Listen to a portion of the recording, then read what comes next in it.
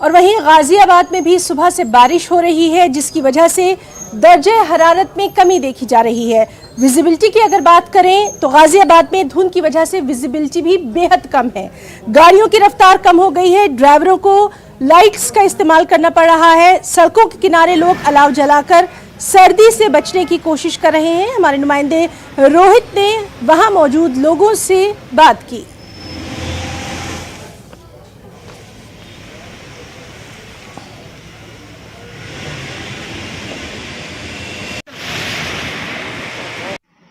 Delhi NCR में सुबह से ही बारिश हो रही है, जिससे मौसम में कहीं ना कहीं बदलाव आया है। अगर हम बात करें तो लोग अलाव का सहारा ले रहे हैं, क्योंकि ठंड बढ़ गई है और बारिश की वजह से और ठंड हो रही है। कुछ लोग हैं, उनसे बात करते हैं।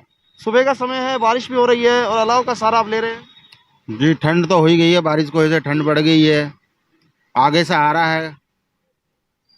तो ठंड के कारण ठिठुरन भी बहुत हो रही है। जी जी, ठंड तो लगी रही है। सुबह से काम काज अपना छोड़ के आग के सारे बैठे हैं, बीमार ना हो जाए, मर ना जाए, अपने ठंड से बचने के लिए सारा लगाए बैठे हुए। क्या काम करते हैं आप? मैं ऑटो चलाता हूँ जी।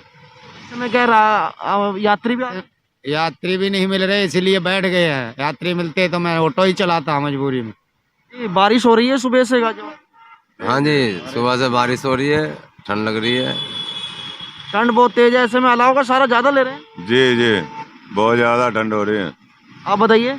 हाँ, ठंड तो हो रही है बहुत ज्यादा। तो देखिए, बारिश के कारण ठंड भी बढ़ रही है और अलाव का सहारा भी लिया जा रहा है लोगों की तरफ से। अगर हम सड़क की बात करें तो दिन में ही विजिबिलिटी बहुत कम हो गई है और लाइटों का प्रयोग कर रहे हैं। जो वाहन चालक हैं वे लाइटों का प्रयोग कर रहे हैं और हल्का बूंदी बांदी से कहीं ना कहीं मौसम में बदलाव हुआ है और ठंड से ठिठुरन भी बढ़ी है। रोहित सिंह, न्यूज़ 18 गाजियाबाद।